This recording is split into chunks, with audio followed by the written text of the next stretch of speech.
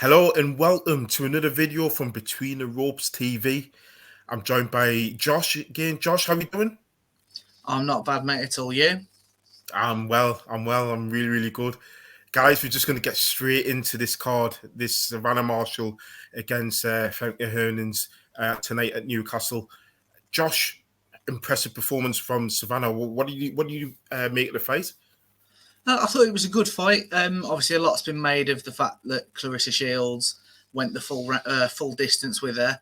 To be honest, I didn't expect it to, but there is two sort of little caveats to that, isn't there? Obviously, Shields fought her 4 years ago, so obviously Shields is going to have developed a lot. As you know, she's now one of the biggest names, if not the biggest, in women's boxing.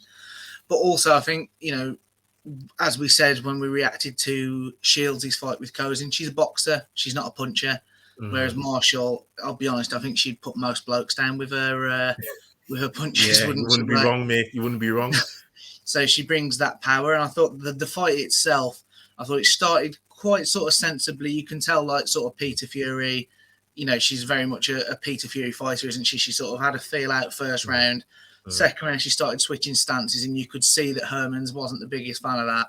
And then in the third round, as soon as she clicked her with that power, you could see Herman's thought, shit, what am I dealing with? And then that left hook to finish it on the bell. I don't know about you, but I was mega, mega impressed with that as a stoppage. I was as well. And what I was going to ask you was, see, the first two rounds, you kind of seen were like feel out rounds. But did you think as soon as she felt the power in round three, it was inevitable that the knockout was going to come? Yeah, definitely. I think it was a case of when, not if, wasn't it?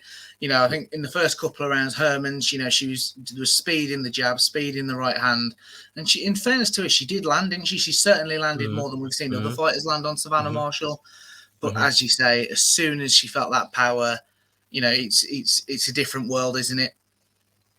It is because there's nobody that hits as hard as Savannah Marshall. And I don't think because there's not that depth there in women's boxing, I don't think they're used to it at all, which means that there's only one winner when she gets you hurt. But what I was going to say there about Femke is, because let's not gloss over this, like Femke was some bum. She came in there with a good reputation, former world champion with good skills. Early on in the first two rounds, or what do you think in the sense that, do you think her movement was still giving Savannah Marshall problems, or do you just think Savannah Marshall was just literally feeling her up and warming up? I don't want to sit on the fence, but I genuinely think it was a little bit of both. I think, Marshall knew she was going to be lively early on, and Peter Fury alluded to that, didn't he, in the post-fight? He said, He did. Yeah, she's going to be lively, calm her down with the jab. And I think that was, I think what we saw from Marshall was she's listened to her corner work and followed it exactly. I think, the reality is that Herman's did probably cause her a few problems, but Marshall never looked truly troubled by it. It was just a case of easing in. And the second she did land, it was game over. It wasn't like she was landing, but we didn't get the stoppage. And then she had problems to deal with. As soon as she decided to put it in gear, it was all over, wasn't it? Yeah, absolutely. And I've got to put you on the spot, Josh. Should that fight? Well, it's practically almost done. We can practically say that now. How do you see that fight going if it's here in the UK? Savannah Marshall, Claressa Shields. If it's here in the UK, I think Marshall wins it by stoppage. We saw Shields getting booed tonight, and I don't want to say she looked sort of nervous, but I think you could tell she didn't like it. And for me, that's a stadium fight. Whether they do it in St James's or I know there's a few stadiums up in the northeast that they can do it at. Yeah. But can you imagine 30,000 plus fans all booing you? And it's not a knock. She's not used to it, is she, Josh?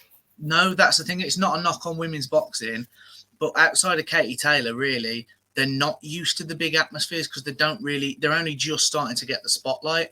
Yeah. So I think if it's in the UK, I think Savannah stops her mid to late rounds. If it's in America, I think Shields outboxes her, but purely because Marshall will know she's got to get the stoppage, and I think she'd try and force it. I think it'd be one of them. What about you? Yeah. I'm going to go with Shields on the basis that, and I don't think it's it may not matter, but I think it could be relevant. Savannah Marshall would be much better with 3-minute rounds, 12 rounds, rather than in the 2-minute rounds over 10. I think because early on, we saw in the FMK fight as a prime example, Savannah Marshall likes to warm up. And when you've got power like that, if you catch somebody, fair enough, that's fine, because you've got 20 minutes to do so. But it's if. And Claressa Shields is very, very, very slippy. Yeah, she's been down before, but defensively, she's pretty solid. She's got really good footwork. She's really skillful. I just think that the way Claressa Shields will box that fight will make it like an amateur fight, and I think she'll make it hard for Savannah Marshall to land on her in that 2 minutes, because 2 minutes flies by. It really does, and I think she's got enough skill to evade Savannah for 2 minutes of a round. So I think that's what it could come down to. But it's really intriguing, and it's going to be, for women's boxing, this could be the year. Josh, don't you think? Serrano and Taylor, and then Claressa Shields and Marshall. So that's something that we've definitely got to look forward to. But just moving on to the Marku fight against a good friend of the show, Josh. Let's be honest, Chris Jenkins. I mean, that I thought that was a real cracking fight. I thought it was building up to be a really good fight as well. How did you break it down? Again, as you said, it was a great fight, wasn't it? I thought Jenkins looked sharp, particularly the first 2 rounds. Jab, he was mixing it up, wasn't he? Head, body.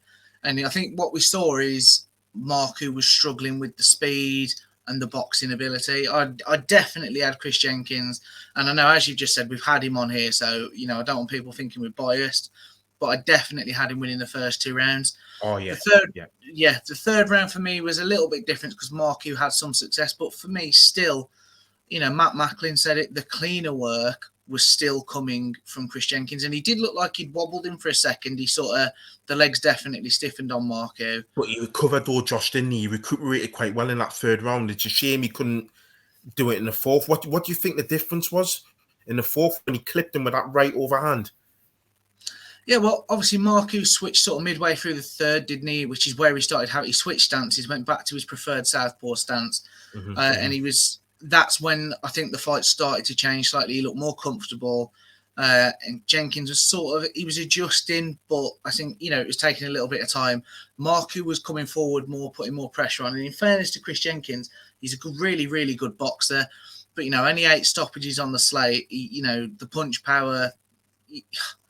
He can clearly punch, but, he's not a knockout artist by a long stretch. Yeah.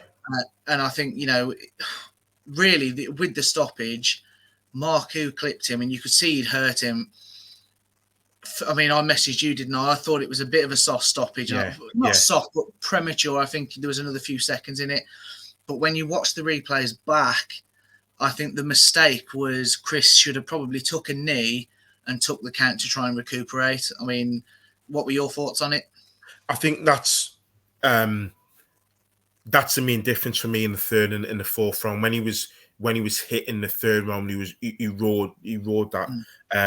I think he tried to do it again in the fourth round when perhaps he should have just, because he's got the experience to do it. I mean, he's like a 30-fight veteran, and for some reason I thought he probably thought, no, I can just exchange fight fire with fire. I think that's probably the wrong thing to do with Marku, because Marku is shorter, stockier, physically stronger than him. And you saw when he was almost backpedaling. I think a couple of seconds after that, Marku caught him again and he started to backpedal, and Marku ran after him. And then I think Chris's head for a few seconds just wasn't there. Now, that's what the referee saw. And the referee would have thought, that's it. He's not defending himself. He's not capable of defending himself and stopping the fight. Had he gone down, he takes away that option for the referee to do that, because he gives himself a chance to recoup.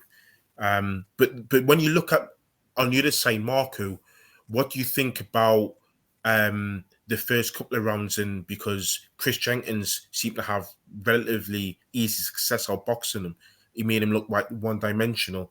How do you think that bodes well for Marku in the future? Because he's calling up like Amir Khan while he's finished, but Chris Congo, Conor Ben. How do you think Marku you know, even now in SCN, because I saw, you know, I saw, what you call him, his manager, Carl Graves. Carl Greaves. Yeah, that's the one. Yeah, City You want Mine him there. there? Yeah, I've got there eventually. But Carl Greaves was there, so you know, it's David Avanesian. I mean, how do you think he fares up to those guys? To be honest, and you know, I think I agreed with the Sky team. You either love him or hate him, Marku. Personally, I hate him. He does my absolute head in. You know, we did a video on here a while ago on about when he at Fight Camp 2 last year at the press conference, and he's trying to goad Conor Ben while he's pushing his like little lad around in a pram.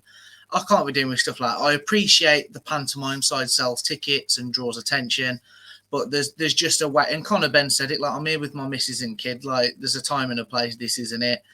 And I think, to be honest, purely from an in-ring point of view as well, Marku, for me, he's one-dimensional. You know, if he's not walking you down, you know, look at his wins. You know, back to when he fought Ryland Charlton.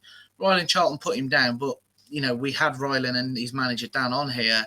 That's and right. He's by no means a welterweight by their own admission. So, you know, and we saw with Jenkins hit him and his leg stiffened. Again, not a puncher and a knockout artist. So the likes of Conor Ben and Avanesian, I think these people take him to pieces. I genuinely do, because he's just not showing enough for me. And, you know, they're talking a lot about his trainer. Obviously now he's with Grant Smith up in Sheffield. And for me... He's only been with him for 3 months. He has, yeah. And so he will improve. But for me, he's 29 now. Obviously, a lot's been made of his MMA background. But I just think, you know, some of these people, they do it from when they're kids, don't they? I think there's too much ground to make up for me. And I'm not a fan of him. Him and Chris Kongo's a good fight. You know, Kongo's an impressive fighter, but obviously, by his own admission, inactivity has severely hampered his career. Yeah, it has. So that, for me, that's obviously the fight that Box will go. And I do just want to point out, I did notice now, I know Chris Jenkins is on a fight-by-fight thing with Sky and Boxer, but did you see Ben Shalom celebrating at ringside when Marku got the stoppage? Yeah, I did. But it's almost like he sees Marku as some sort of cash cow. That's what that celebration told me. I don't know what it told you. Well, the same, but I don't like to see it from he was acting like Marku had just won a world title, and no, he hadn't. He actually showed was anybody who can box, like even a Mikey McKinson just schools him for me for the 10, 12 rounds, whatever they schedule it for. He will not beat a boxer, and I think he's shown that tonight. Yeah, or probably a puncher that's got a bit of a bit of footwork about them, a bit of savviness. Bit of subtlety, but I tell you what, that celebration also told me just how tough it was, because I did say when I did my preview of the fight that Chris Jenkins at times would make it really difficult for Marku, and he did. It was just a shame that the fight ended as early as it did, because had it gone over the later rounds, it would have been interesting to see how Marku would have held up at the stretch. There's been times when he's faded, and I think Chris Jenkins, with his movement, would have took the legs out of him. But I agree with what you're saying. I think there's a lot better welterweights in this country alone than Marku. And when he steps up against them, eventually he'll be found wanting. So it's going to be really interesting to see what they do with Marku now, because whereas most people who are in their 13th fight, they're looking to build him up with Marku, because he's got the name, he's got a fan base down south, he's got his Albanians there. They're going to want him in big fights, and he's just not ready. He's just not ready. So, but I also want to shout out from the rest of the card in terms of the announcement of Lauren Price and Karen Sartensol, a partner.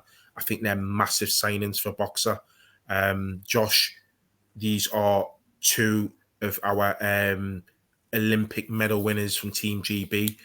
Women's boxing, you were saying before, was booming. They didn't have the experience with at stadiums, but 2, 3, 4 years down the line, the landscape could change, and these two could be the forefront of that. What do you make of these signings, Josh? Just quickly. Big statements, I think, for Sky and Boxer. They're really backing women's boxing. When you look at, obviously, Savannah Marshall, Claressa Shields, Caroline Dubois, who I'm madly excited about. And then these ladies thrown into the mix. I think Sky and Boxer are possibly shaping up to be you know, the flag bearers of women's boxing. Eddie Hearn has led it, in fairness to him, to now. He did. But I He think did. it's no secret, you know, most of us think Katie Taylor's, you know, towards the back end. And then I think, you know, Natasha Jonas, how could I forget her? She's also with Sky and Boxer. So, yeah, I think big statement signings. Yeah, I would have to agree. Definitely have to agree. Guys, don't forget to like, comment, and subscribe to the channel. Be interesting to get your thoughts on how you felt the card went. Just drop the comments down and below. And don't forget to look out for more content coming on the channel. There's plenty more to come in the upcoming week. Take care, guys. See you soon. Cheers.